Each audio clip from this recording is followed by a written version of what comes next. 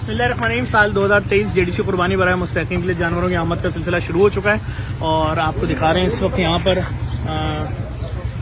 यहाँ पर ये आज जो जानवर उतरे हैं उसमें ये बैल उतरा है, ये सिब्बी वाला बैल उतरा है, ये दो गहने बच्चियाओं की जोड़ी उतरी है, दोनों गहनी बच्चियाँ हैं। देखें ये नहीं यार भैया हटना पीछे का, देखिए ये दोनों एक जैसी हैं बिल्कुल, इनकी जोड़ी उतरी है।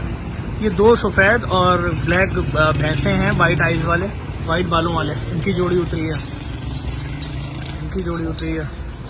फिर एक ये बहुत ही हैवी थर का बैल है, इसकी जोड़ी उतरी है, बड़ा बैल है ये भी।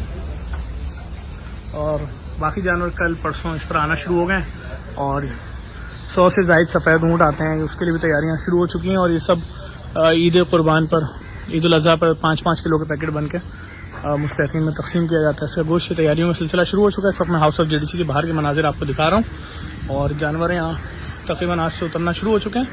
ये मैं सिलसिला आपको दिखाता रहूँगा। आप दुनिया के किसी भी कोने में अपनी जानिब से, अपने मरूमीन की जानिब से हिस्सा ले सकते हैं, कुर्बानी में एक पूरा जानवर दे सकते हैं।